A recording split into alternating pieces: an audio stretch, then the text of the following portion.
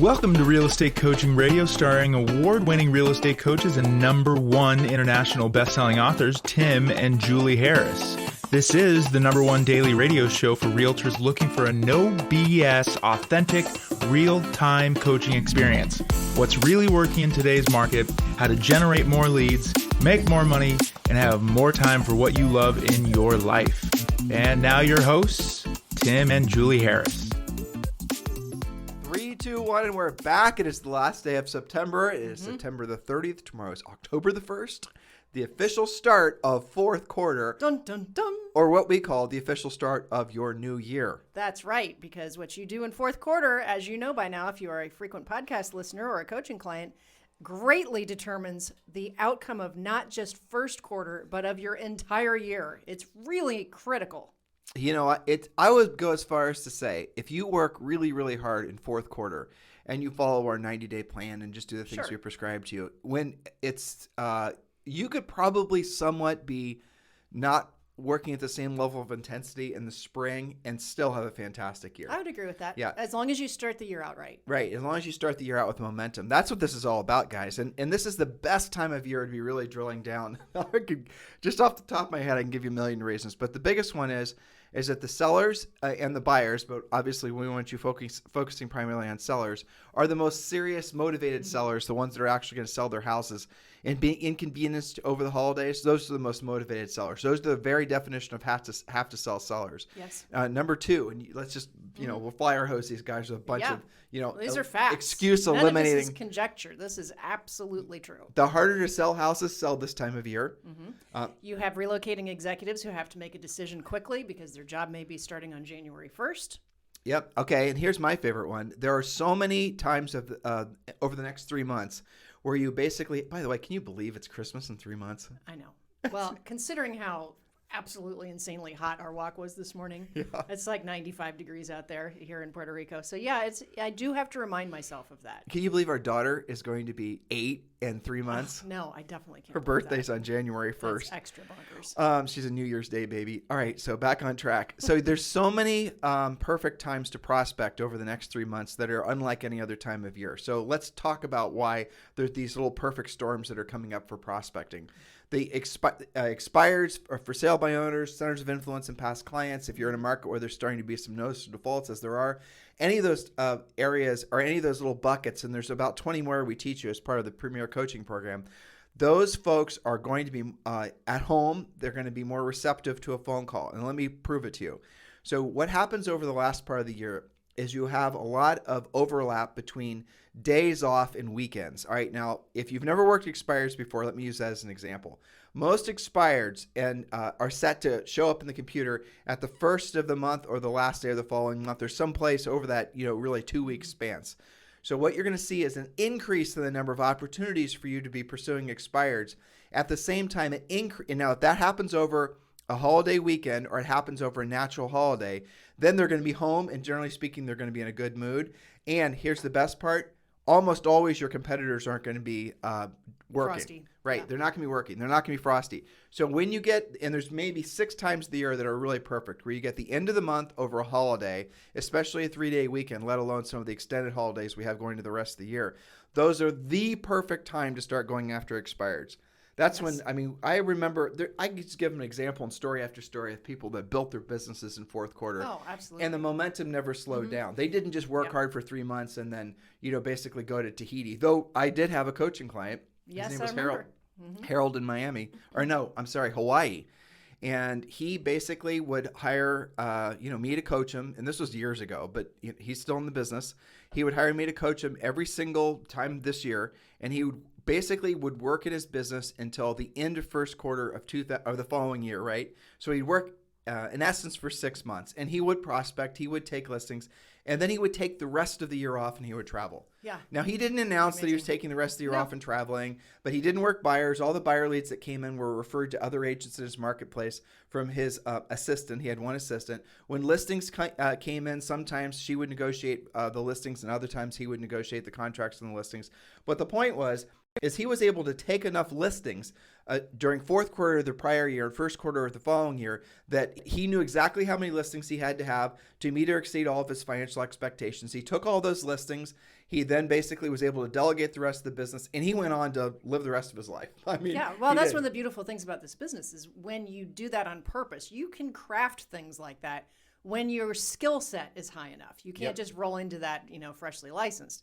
But the other thing that I really like about fourth quarter, and you said it, is that houses that were harder to sell before, for whatever reason, do tend to sell fourth quarter. And I can think of tons of examples from our career. Like we always seem to have trouble with like weird greenhouses.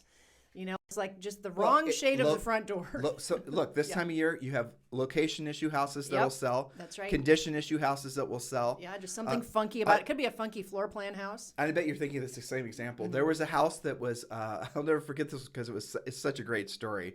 But it was this really nice house on a really terrible lot. The house backed to this really, really busy road. And this guy was, I think it expired with 2 or 3 other agents. Mm-hmm. And it was, he couldn't reduce the price anymore without losing money. Like he owed, it would have been a short sale or he'd had to have written a check for the difference. None of which was a viable option for him because he needed as much as he possibly could to move on to the next house. So we listed this thing in fourth quarter. And I remember, this is the reason I remember this one in particular, even though we've sold, billions of houses, is that he took Julie and I on a walk in his backyard. Beautiful backyard. But we almost couldn't hear him because the damn freeway was so loud. It was insane. There was one of those big, noise walls behind it, but still, guys, I'm telling you. It was like not just a freeway. It was like the on-ramp to the freeway. It was. There was like, you could see from the second floor of his house, you could see there, it wasn't just one freeway back there. There was a freeway that branched off to another freeway. It looked like something from the Jetsons. Yeah. So he walked past there, and he had this little grove of trees back there, and he had this. It was basically this little meditation thing that he'd set up with a couple chairs and a hammock. He had a hammock. And a hammock, and he took us, Julie and I, back there. It basically. Yeah, and we sat down, and he goes, "I want you just to sit down here," and he went to his meditation voice, and I want you to tell me what that sounds like. And Julie and I are thinking traffic, but we didn't say that. He goes, "If you concentrate, you'll notice that it sounds like water." Sounds like the ocean. I absolutely remember that because you and I were hard pressed, like looking at each other with, there was no WTF back then, but that was the look on our faces like, you have got to be kidding me. That does not sound like the ocean. But it did sell. It did sell, and it did sell in fourth quarter.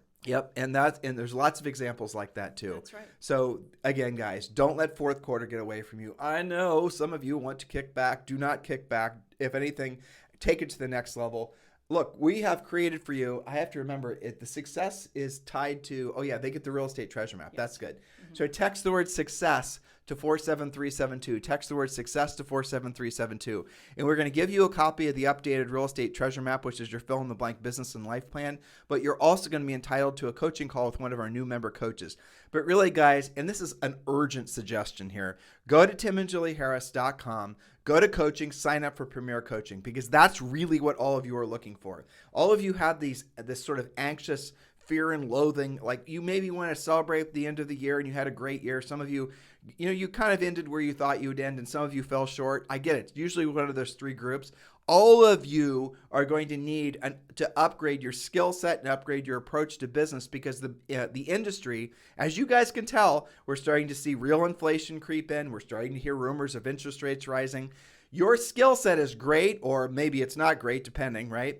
But ultimately, everything needs to be upgraded. And what a perfect opportunity using fourth quarter as your way of essentially learning the skill set that maybe some of you should have learned in the first place from our Premier Coaching Program. We're going to teach you how to teach you how to proactively lead generate, pre-qualify, present at a high level, negotiate. We're going to teach you how to win in a competitive environment. We've got a section on your 12-month centers of influence and past client plan. We have a section on luxury homes, section on distressed real estate. All of the content that you need to build your real estate business is all there. It's all included in Premier Coaching. So if you want to skip the line, just go over to timandjulieharris.com and sign up for Premier Coaching. Or you can text. Why am I having a problem with the word text? You can text the word success to 47372. It's actually more efficient, and then we get to give you a free book too. So text the word success to 47372. We'll text you back a link. Then you can download the treasure map, and someone from our office will call and offer you an opportunity to speak with one of our new member coaches. Don't delay on that, guys. Text the word success to 47372. All right, Julie Harris. Yes. Today, We are finishing up our points. Is this finishing up today? Probably. Okay. If we make it to 17, yes. On how to think big in a world that wants to keep you small. And I love these next 4 points. These are some of my favorite 4 points, especially the next one. I'm going to read it, and then I want to talk about it a little bit. So remember the book I just told you about? Yep. Okay, good. I don't remember the name of it. You got The Singularity. The Singularity. Yeah, right. All right, so I'll loop all this all in a second. Point number 14, eliminate your excuses. You're too fat, you're too thin, you're too old, you're too healthy, you're too unhealthy, you're too smart, you're too dumb. I'll throw some more on there too because we've had all this in coaching clients. You're too educated, too uneducated, right? You're from the wrong market. You're with the wrong broker. You're with the wrong price range. It's not the right time of year. You know, I mean, when I do this on a one-on-one call, I have them actually list it all out and write it all out because it's very powerful to see your own list of BS. You know, along those, you guys should all think about doing that because that is a great exercise. Write down all of your excuses. The people with the most excuses will fight that exercise at the highest level. Mm-hmm. And when asked to do that, will write down the fewest things. That's true. So the people with the most head junk will give you the fewest answers until you press them, because they don't want to confront their head junk. Their ego doesn't want it to be confronted. Yeah, well, because then they'd have to deal with it. Well, which is kind of the point of coaching. We'll deal with it in the sense that they don't have to work through it, but deal with it in the sense that they'll realize that it's a lie and they no longer can have that as an excuse. That's right. And, you know, also I'll tell you something else I've noticed is people generally speaking with more education, or maybe you could correlate that to higher, more education, maybe smarter. I don't know if those things necessarily correlate in all reality, but those types of people too, they'll have the most excuses as well. Sure, because they have more elaborate rationalizations. But let's take, for example, the I'm too old thing. You know, 95% of Warren Buffett's wealth was created after he turned 60. And most people's peak earning years are in their 40s or 50s. It takes you that long to get it together, to get organized, sometimes to get your education done. You know, it takes into your 40s, 50s, 60s to start really earning at your peak. And a lot of people will say, well, you know, I wasn't born with money. How am I going to be able to make a lot of money? Well, millionaires in the U.S. almost all of them are first generation and self-made. In fact, I don't like saying that. I looked up the stats. Yeah. So we have 67.7%, so almost 68% were self-made. About 23% had a combination of inherited and self-created wealth, but only 8.5% of global. This was from WealthX, I believe, which is pretty reputable in their numbers. Only 8.5% globally of high net worth individuals were categorized as having completely inherited their wealth. And high net worth, by the way, is a net worth of $5 million. Ultra high net worth is a net worth of $25 million, as basically the accumulation of all your assets minus your debts. That's how they go about doing that. But the real takeaway here is 70% basically created their own wealth in their first generation. And that's true with most of the most successful real estate people we know. Mm-hmm. And it's, you know, I'm thinking right now of Michael and Robin Gordon, right? Yeah. They're the number one, I think number 5 with Berkshire Hathaway. And they're the number 1 on the main line in Philadelphia. They were one of our original coaching clients. Huge, right? Hundreds of millions of production per year. I think over 200 million this year, something like that. Right. I'd have to look at my notes. But he said this when I interviewed him. It was a really great point that the greatest strength he had was what he perceived to be the greatest weakness when he was growing up. And that was essentially having been born on the wrong side of the tracks and not having any advantages of all of his rich buddies. So he was the poor kid that grew up around all the rich kids.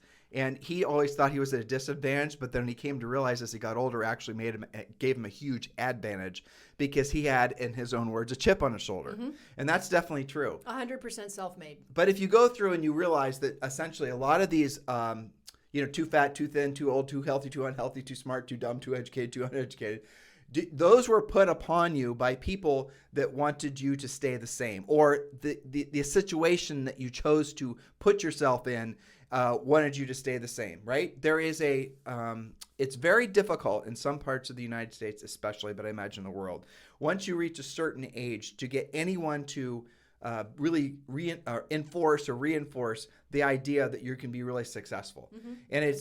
And it's not because you don't have the capacity to be more successful. Warren Buffett, 95% of his wealth after the age of 60. It's not like you don't have the ability to do it. It's just that you're in an environment that's not conducive to doing it. That's right. And then you start to just sort of write yourself off and feel like, well, that ship has sailed. And if I was going to do anything, I would do it by now. Or you have people actually say that to you. Reeling in the book. Okay, Yes. so I'm listening. This is not a new book. It's been out for a while.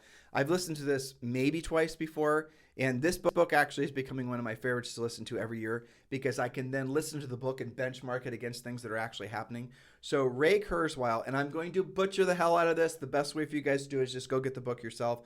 The Singularity, or the essence of the Singularity is this belief that there's going to be a convergence of technology that's going to happen at such an exponential rate that it's going to outpace anything that's ever happened before. It's a combination of the ability for supercomputers, your quantum computing, but also scientific discoveries. And for example, you guys may have heard of CRISPR and some of these other things. Like, well, here's a more salient example for most people. At the vaccine, right? Sure. So, Jules, the vaccine that they gave us for, the coronavirus, virus. right? Okay. That was actually a scientific revolution or evolution of something that they'd been using for cancer patients. And so cancer patients for, it's not been that long, but they were able to actually take the DNA from the type of cancer you have and then create a specialized, again, I'm butchering this if you guys know what just forgive me, okay?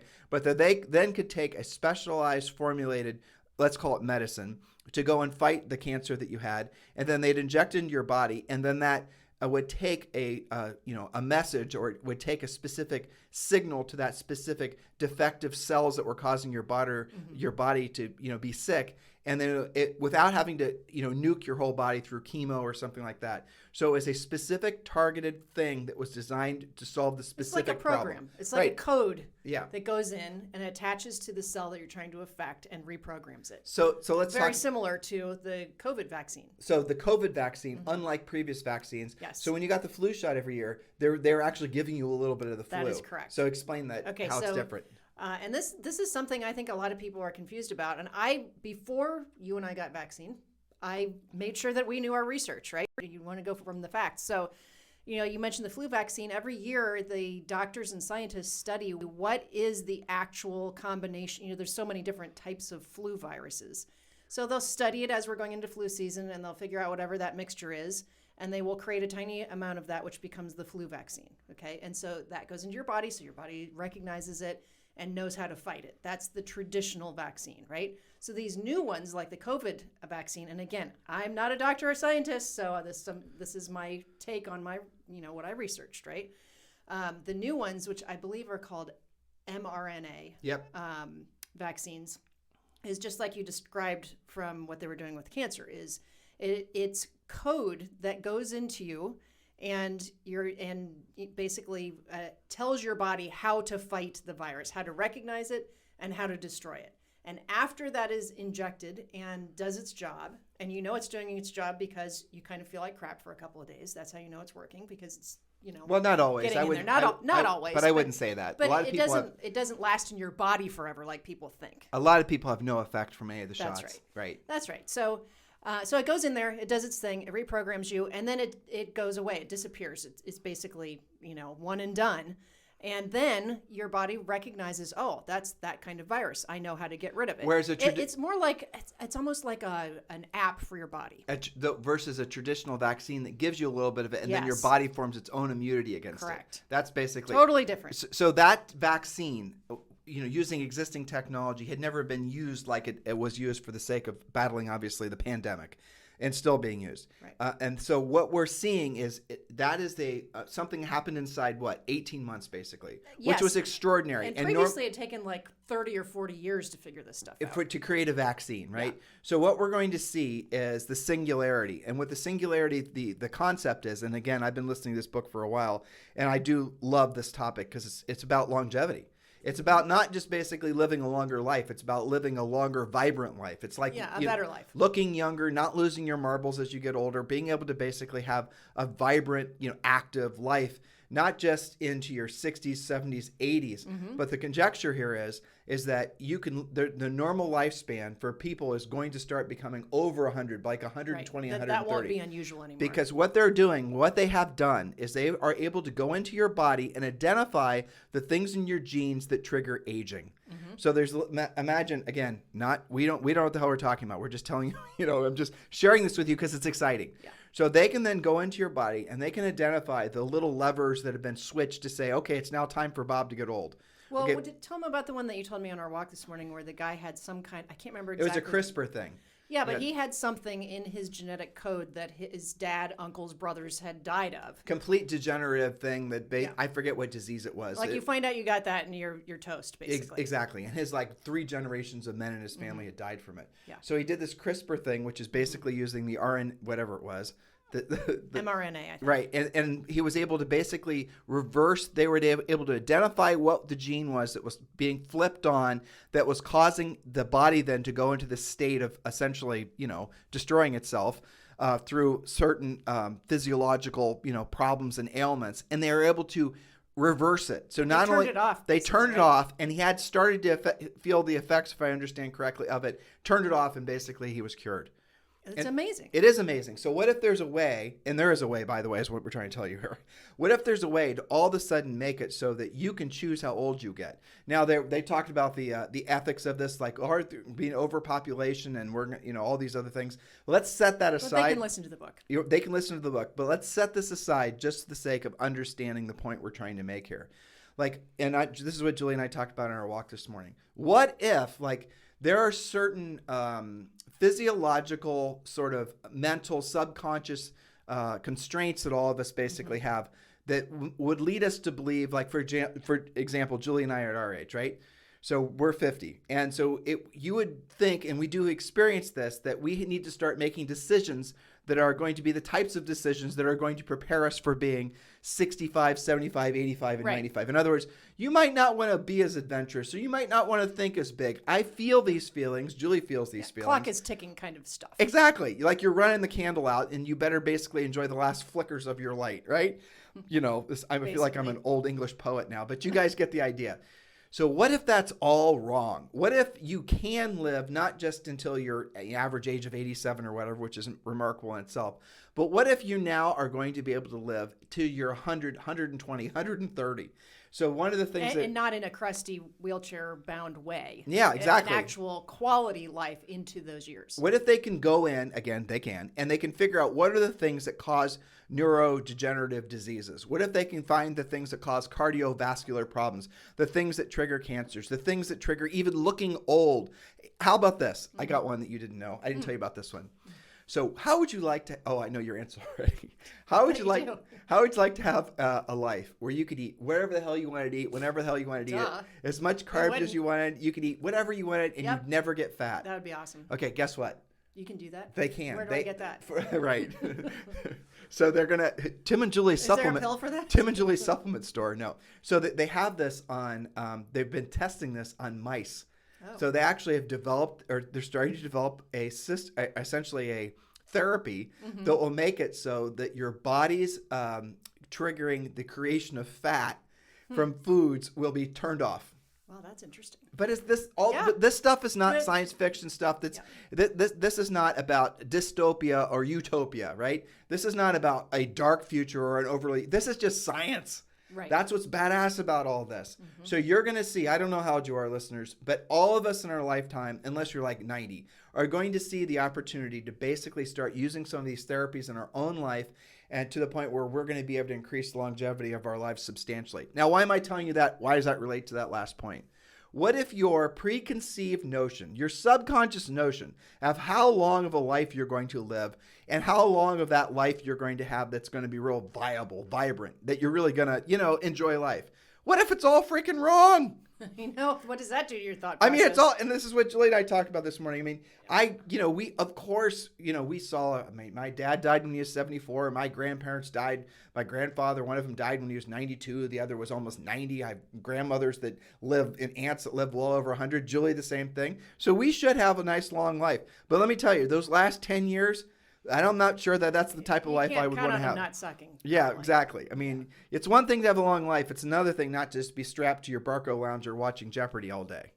Nothing wrong with Jeopardy or a Barco lounger, but quality of life matters. Quality of life. And so what if you're now, all the assumptions, because when we were kids, we saw our old people get old and pass away, and we saw our parents and, all the rest of it. What if all of that is old software that is soon to be obsoleted by these new technologies that are going to come out that are going to essentially create longevity like we've never experienced before.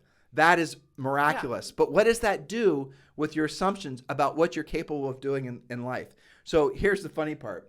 When you're really being honest with yourself, you don't take some of the quote unquote risks that you otherwise would have because you rationalize, especially if you're maybe our age and older, that you won't have enough time to actually fulfill whatever that goal is, complete it, let alone enjoy it. What if you're completely wrong? What if 10 years from now, basically, or 15 years from now, they say you take these therapies, you go to this thing, you do this, the other thing, it's all approved, this is no rich Nothing doctors weird. or hocus pocus, and you're going to be able to start changing the direction of the we're going to turn off the things that cause you and your genetic, forebears to pass away at a certain age. We're going to change all of that. We're going to create it so you can have longevity. If you knew that you could live to in your hundreds, what are you going to do differently? And I was talking about, this is the conversation we were having, and how funny that is, because it really does change everything. It changes how you think about money. It changes you think, like you might be at a certain age, you might be thinking, you know what?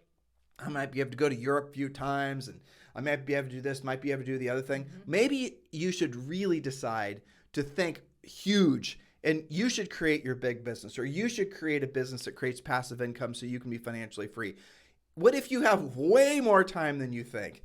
And what if you have way more opportunity than you possibly think? And the thing that's making you old and that's keeping you broke, that's causing you to think so small, it's all obsolete bullshit. It's old software that you need to get rid of. I mean, does this... I know, like I have a vision of, maybe there will be longevity spas, and you go and you check in and you check out, like, I want to do the thing that makes it so I don't have to wear glasses anymore. All right, check. And I want to do this that's like, my hair will never turn gray or something like that. Whatever it is. What's wrong with gray hair, Julie? You got a problem with gray hair?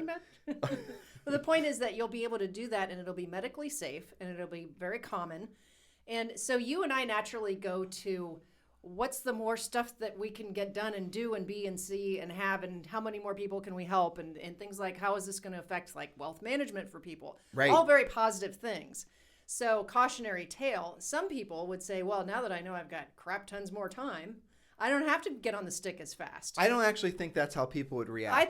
I hope that people would be joyous about it. Think of it like this. If you're running on a track and you're behind, let's say psychologically you think you're behind, because I thought about what you just said too. Yeah. And actually what I did is I internalized it and I came up with my answer, and I think it's how most Fair people enough. will feel. So if you're running on a track and there were 6 people that started and now you're in position 5, and you can look around the bend and you can see that, all these people are ahead of you, and you can see the end, you can see where the winner's going to be. How many of you are actually going to say, you know what, screw it, I'm going to buckle down and I'm just going to work harder than I ever have to win this race, versus basically just say, well, I guess I'm in the 5th position. I don't have enough time to catch up. Right. And those people ahead of you aren't people. They're not competitors. They're the previous versions of you that had dreams and goals and ambitions.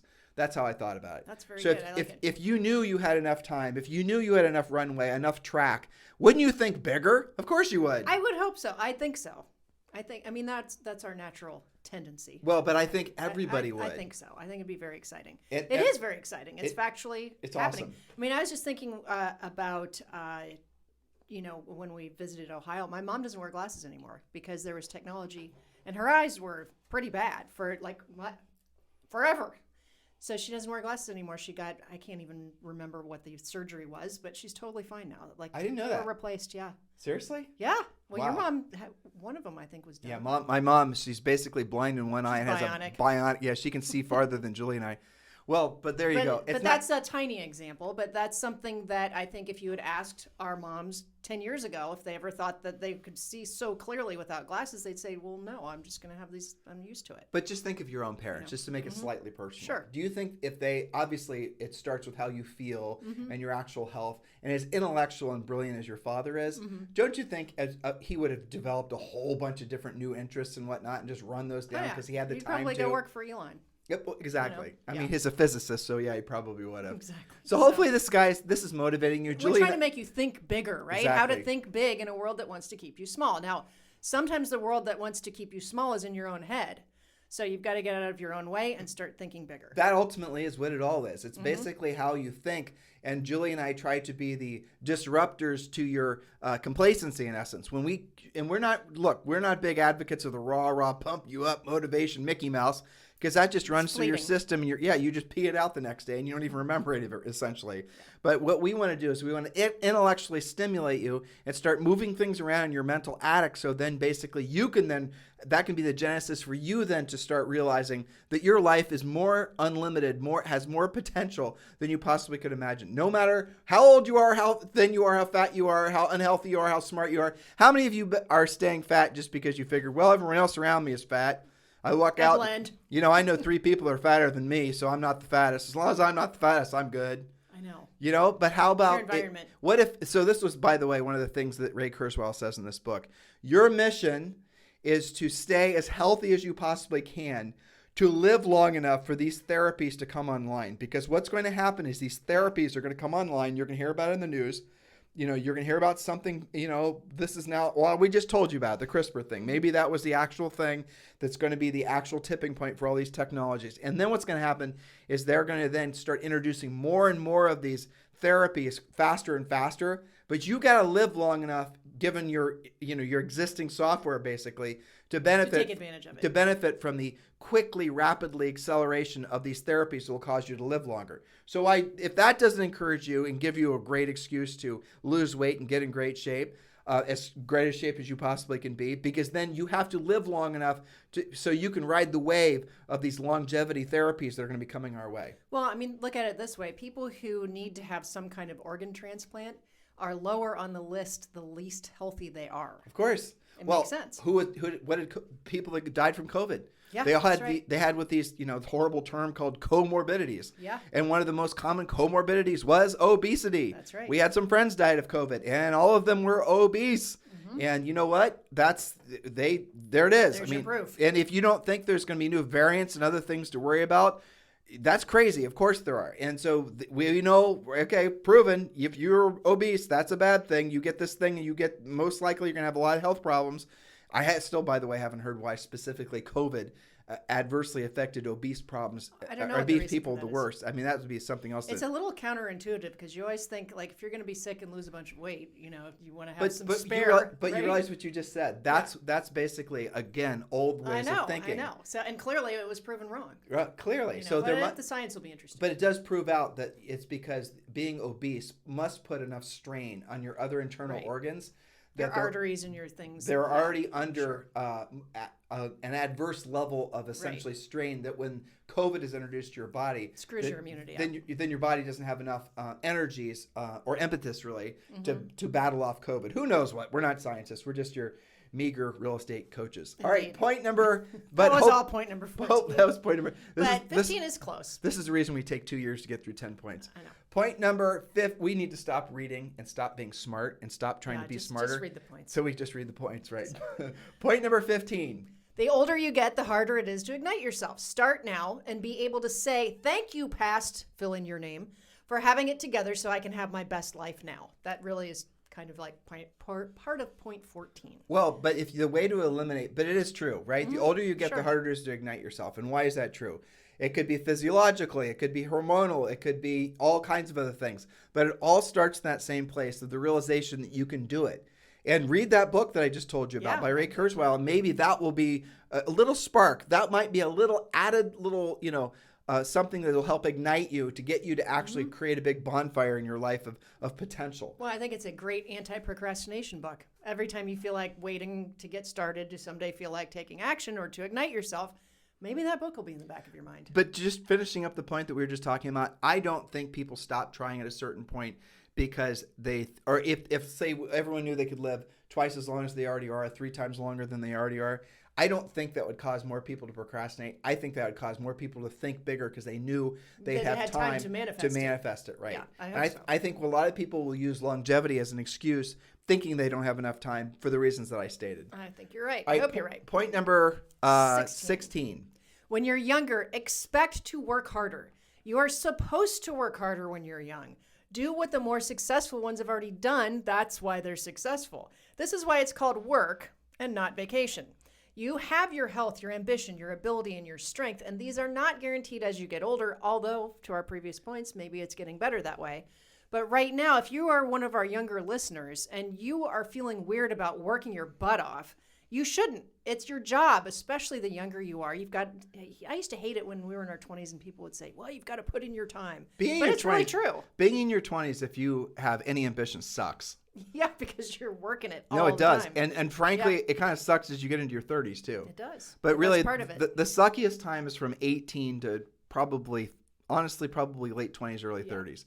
There are so many things that go on in your life at that point. You got a lot to figure out. Really, and to Julie's point, that was Julie point. If you don't ignite the earlier you ignite yourself, even if it's ignited in the wrong direction, but the more you get into that mindset that you have to work really, really hard, the better off you're going to be. And I'll right now tell you guys straight up, if you're in your 20s and you're listening right now and you feel like you're not getting any real benefit from the work you're doing, it is possible that you're doing the wrong work. It is possible that you're on the wrong path.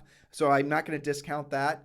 And there's an old saying that, it's when the going gets tough, not the tough get going, but when the going gets tough, the smart leave. And that's something you might want to take into consideration. So if you're doing something that's not working, maybe it'll never work. It's not just not working for you. It doesn't work for anybody. In other words, that does happen. It totally does, especially in real estate because there's so many snake oil salesmen selling crap all the time. Mm-hmm. But the reality of it is that it is harder to ignite yourself the older you get. And so when you're in your formidable years, you have to work. You have to work yourself to the point where nobody understands why you're working so hard. But there's so many different things that are going to pull you in different directions. I remember very clearly when Julie and we got married when we were, how old were we? 20? 20 and 21. Yeah, 20 and 21.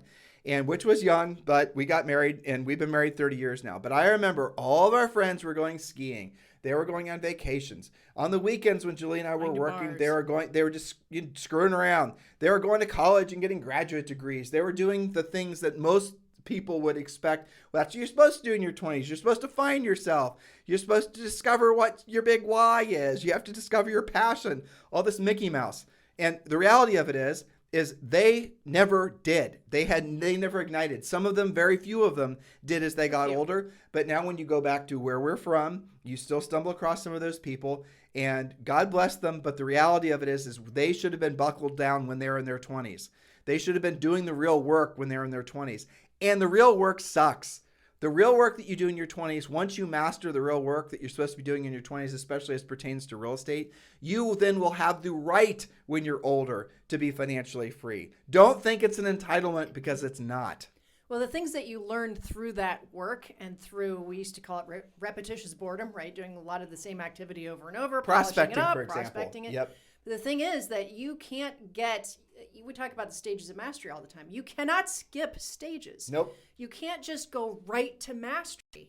People have tried. And people that want to do that, you guys are the reasons that the snake oil salesmen basically can keep their lights on. That's why they exist. That's why they exist, because they know that you are going to find some sort of, you're going to always look for a reason not to have to actually do real work. So they're going to sell something to you or try to sell something to you on the idea that there's not going to be skills required, not going to be rejection required. Easy button stuff. And if that's what you gravitate towards, you're going to wake up probably when you're around 40 and you're going to realize you wish you never would have done that. Same goes with the ego stuff. Guys, here's a little, Tim and Julieism that if you get this, it'll change your life. And I mean this because I've had people tell me this. If you have a choice in your 20s to be rich or famous, you cannot choose both. And by the way, both very rarely go hand in hand. So you have to choose to be rich or famous. Which would you choose in your 20s? All of you would choose fame because there's something physiologically in our bodies that we can choose to, the Chris. Recognition feels good. Right. And it's ego stuff. We want to know that the world accepts us and sees us as the beautiful little unique snowflake that we all are. Right. And then as you get older in your 30s, if you start to develop some wisdom, then you're going to start questioning your need to be famous. Now, famous is a word that we use nowadays to associate that with people that are like Instagram stars and the rest of it. But really the word is recognition. So when you're in your 20s and you're seeking recognition, you can have a lot of recognition or a lot of wealth, or you cannot be famous and have a lot of wealth. The older you get, the more you're going to wish you would have sought wealth. 100% of the time, no exceptions. Because in real estate, for example, you buy your fame, which means you don't have any money left over to create wealth. Yeah, and you're not actually improving your talents by doing that either, because even if somebody did, in the unlikely event, call you because they saw your TikTok video, And then they expect you to actually do the job. They expect you to come Yeah. over to their house and do a TikTok dance. That's what they're... Right. And so you're going to lose anyway because that's not the point. I love how people say they can monetize their likes, all these social networking gurus. And here's what I think. Next time you hear somebody say that, I want you to stop them, and I want you to politely tell them to take, how many likes does it cost to buy a cup of coffee? Like, how many, I want to say, listen, I want you to take your likes, let's say it's 50 likes, and I want you to take that to Starbucks and see if they'll sell you a cup Cash of it coffee. in. Right. You can't. No. Right. It's goofy, and you know it's goofy. So we said this yesterday, and this is something it's one of these gut punches of reality. But if you're not putting yourself in a position every single day to hear the word no, at least 5 times, you're not doing your job. Working. You didn't work that day. Nope. Which means it eliminates most of what all of you do during the day, rationalizing its work. Point number 17. Point number 17, hustle. You have to make more contacts than somebody who has learned to be more efficient than you. More open houses, more events, more showings, more appointments. For example, the newer agent has to have more conversations because they're not always asking questions. They're not drilling down. They're not closing. They haven't learned that yet. So people ask us all the time, well, if I want to do this, and how many contacts do I have to make? Well, we have a standard starting answer, which is however many deals you want to do this year. You want to do 24 deals this year. You got to make 24 contacts. Point is 17. But that's just a starting point because you and I both have coaching clients, especially over the years and in our premier coaching, that they know because of their skill, their experience, their practice, their role playing, their use of scripts, and their success, that we've got tons of clients that can call 10 for sale by owners or expireds. And they'll tell you out of 10, I will have 5 conversations. I will set 2 appointments. I'll have 3 follow-ups. I'll probably take a 3rd listing next month from it. Yep. And they're right. And it's textbook. Now, compare that to somebody who got their license today, doesn't have any kind of sales background, maybe something completely unrelated. Maybe they also need to listen to the Introvert's Guide to Being a Real Estate Rock Star. They're not even comfortable with people. Which is a past podcast series. You guys can listen to that. Yes. So maybe that person has to have, in the beginning, 40 or 50 conversations. But most people won't actually follow the course. Work, though. They won't do the work. That's right. Because they're going to get a message from, somebody telling them a fairy tale and how they basically need to create this big social networking juggernaut, and then the world's going to come rushing with, well, you oh my gosh, pumped out enough video yet. Exactly. You haven't pumped out enough videos yet. You guys see how there's no accountability with that type of Mickey Mouse? At the end of the day, intuitively, you know what we're saying is true. Because at some point in your life, you had to actually work to get some sort of reward. Now I realize that in schools nowadays, everyone gets a participation trophy. Yeah. But at some point, I hope you actually had to be in a situation that where your effort actually equaled your results. And more effort was equaling more results. I hope you had suffered some sort of pain and indignity of then putting in your best effort and actually not accomplishing the goal, and then being introspective enough to realize you should have worked harder and you could have actually won. And stuck to it. That's called developing actual grit. That's called what you need to have in order to make it so to make it so that when you're older, you can actually be financially free. Otherwise, you never will be. That's right. So it's normal to have to hustle before you get to that point where it's very predictable and duplicatable. And this is what, let's define it. When you're I was going to give them a time limit. There really isn't.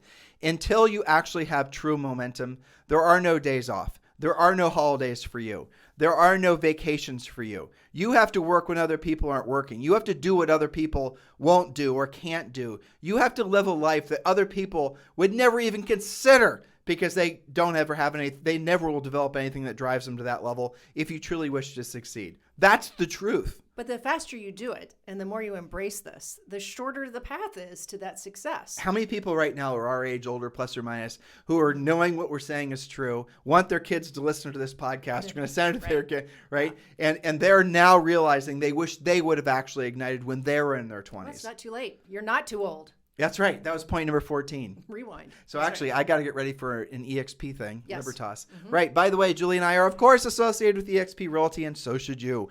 If you're looking for a sponsor that will be very proactive in your success at EXP Realty, Julie and I are formally applying for the job of being your EXP sponsor. If you would like to discuss that with me directly, please text me directly at 512-758-0206, 512-758-0206. If you're EXP curious and you're looking for information on EXP, that's great too. Just text the letters EXP to 47372. Text the letters EXP to 47372.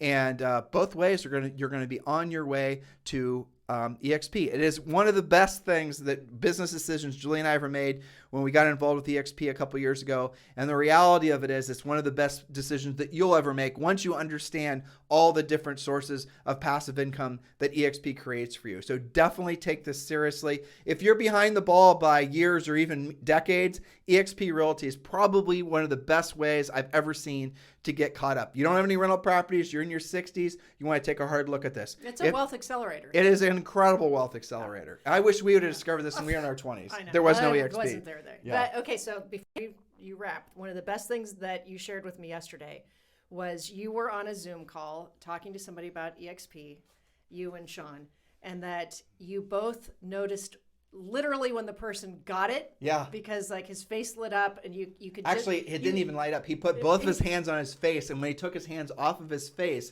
his expression was completely different because you could. That was what an epiphany looks like. It was an aha moment. Yeah, yes, absolutely. It was amazing. You actually saw the light bulb over his head. It was awesome. Yeah, I mean, and so even if you've been resisting and you're like, oh, there they go again. Think about that guy who got it yesterday. How long are you going to wait to be that guy? And remember, as we told you guys yesterday, there are no such things as rich skeptics. Never happened. Yeah, so cut that out. So look, exactly. So text the letters EXP to 47372, or if you're ready to join, you're looking for a sponsor that will certainly be proactive in your success at EXP. Do consider Julie and I, and you can text me directly at 512-758-0206. Have a fantastic day, and we will talk with you on the show tomorrow. And remember, guys, we have thousands of past podcasts, literally, that are waiting for you on iTunes, on Stitcher, on Spotify, on Amazon Prime, everywhere you can possibly imagine you can listen to our podcast. And if you're looking for a great book in preparation for the weekend, by the way, James Bond comes out this weekend. Dum, dum, dum, dum, dum. But if you're looking for a great book to read or listen to, please consider our book, Harris Rules. Has over 500 5-star reviews on Amazon. Have a fantastic day. We will talk with you on the podcast tomorrow.